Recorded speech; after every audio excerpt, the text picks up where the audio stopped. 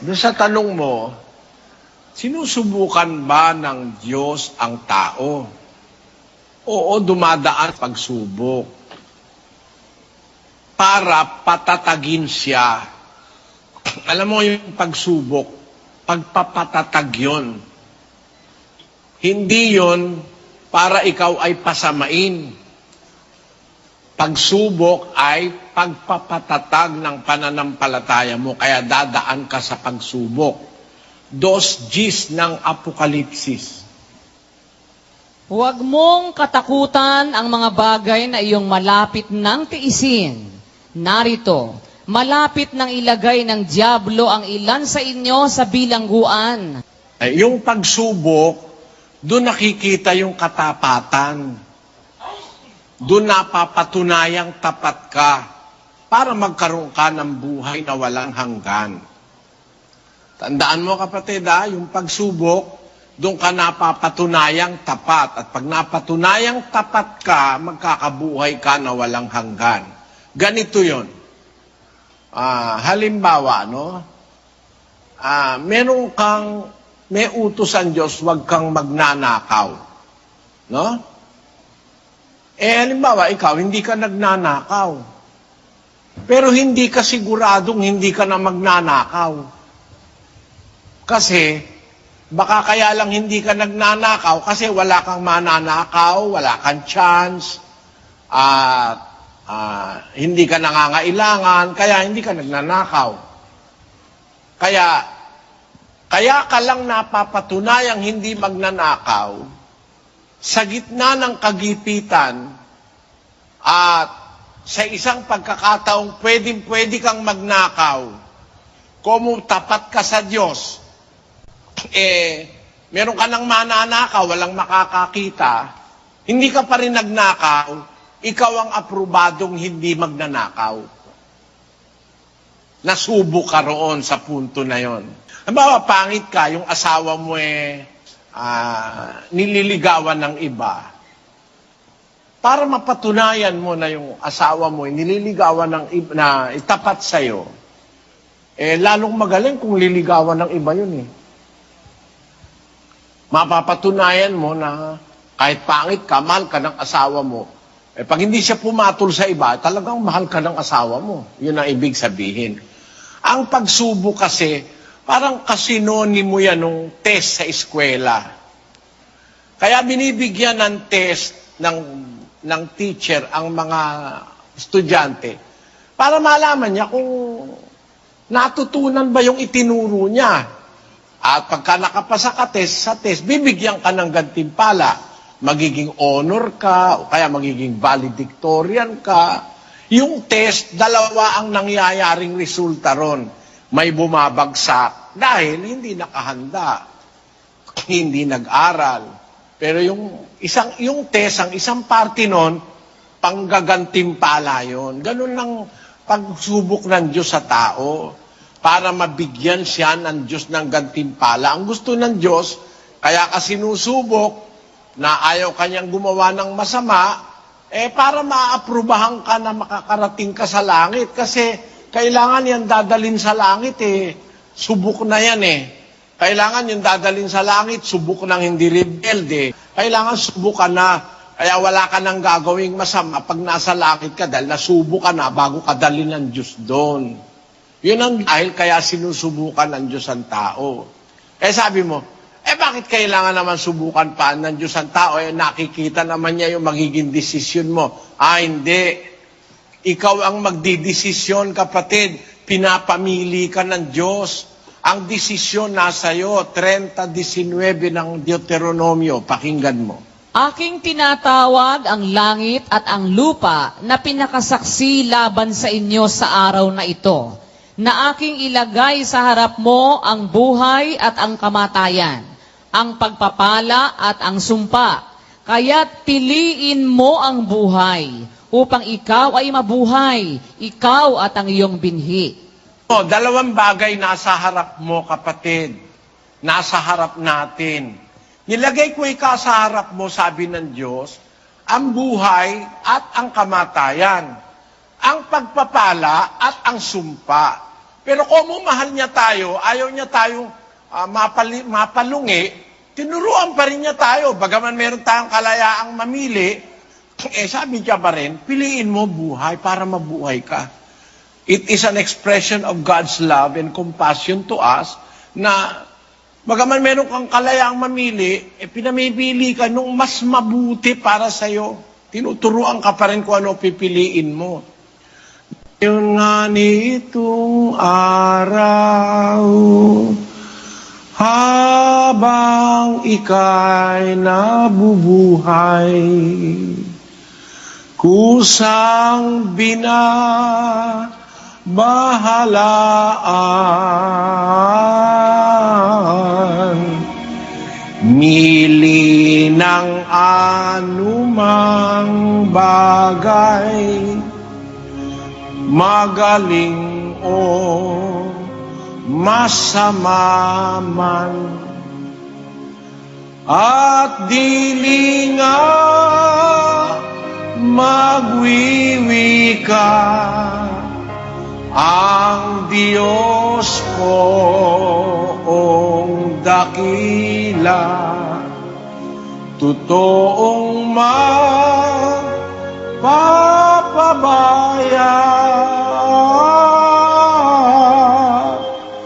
matuwid ka, matmalisya, ay araw mo palibhasa. Ayun. Yan ang sinasabi sa Pasyong Katoliko Gayon nga ni ka ang araw, habang ikay nabubuhay, kusa kang binabahalaan, mili ng anumang bagay, magaling o masama man. Hindi magwiwika ang Diyos poong dakila, matuwid ka matmalis siya, araw mo palibhasa. Binigyan tayo ng dalawang choices. Meron tayong free will. Alam mo naman kung ba't tayo binigyan ng free will? Para ma-enjoy natin ang buhay. Kasi kung wala tayong free will, para lang halimbawa mag-aasawa ka, may babae maputi, may babae maputi.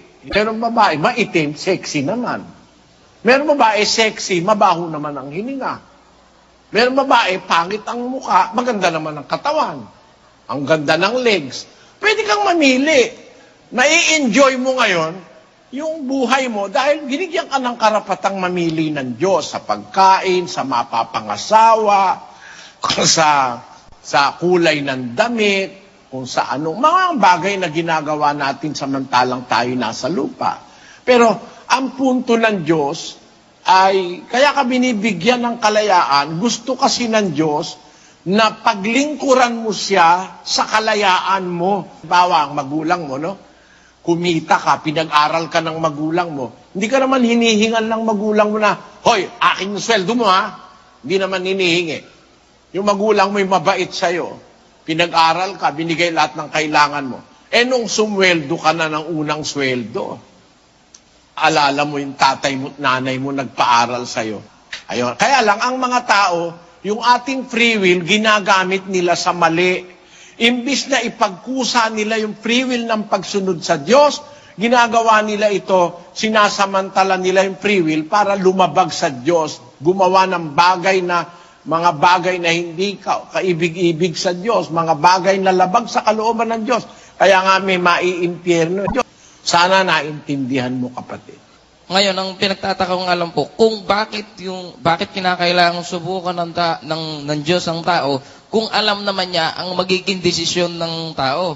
Yun nga po, sinabi nyo, kaya nga lang naman nagbibigay ng pagsubok sa eskwelahan dahil kasi hindi niya alam. Ay, yun nga po, alam niya nga po nandun po yung premises na alam niya yung magiging desisyon ng tao. Pero, yun nga po, sinabi nyo dati na hindi naman niya pinapakailaman yun kung ano magiging desisyon. Pero nandun po yung salitang alam niya kung ano magiging desisyon. Ba't kinakailangan pang subukan? Ano pa yung kahalagahan ng pagsubok kung alam naman niya kung ano magiging desisyon? Kapatid, kagaya ng sinabi ko sa school, yung teacher, nagbibigay ng test yun. Diba? Pero may alam ang teacher na may makakapasa. Alam niya kasi yung mga estudyante niya ba't nagbibigay pa siya ng test? para maaprubahan at malaman ng lahat na itong estudyante ito talagang dapat ipasa. Di ba ganon, kapatid?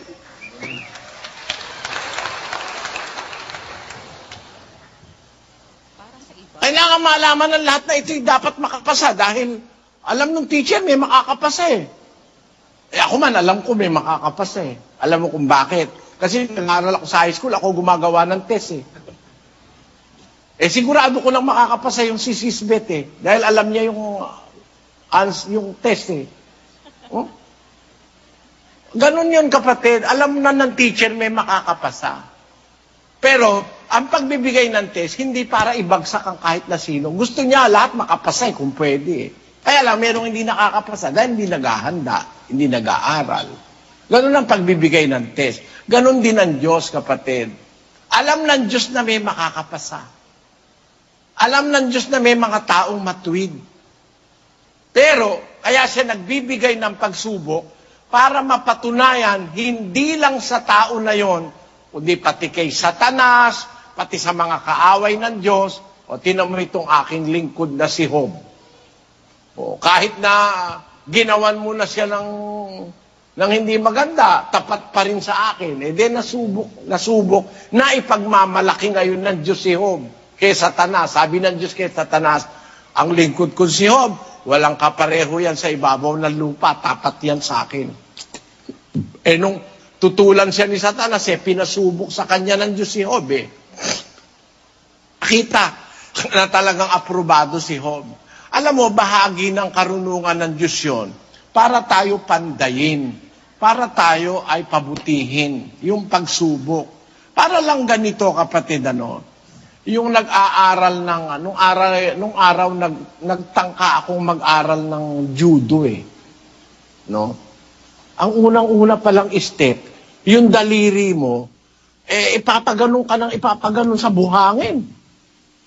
Sabi ko, ba't ganon? Para raw tumigas yung daliri mo. Susunod naman daw doon bato. Ibig sabihin, yung bato naman ang gaganunin ko ng mga daliri ko. Sabi ko, wag na, ayoko na mag-aaral yan. Kayo na lang. Kasi baka magkasugat-sugat yung daliri ko dyan. Hindi naman yun ang talagang karera ko sa buhay.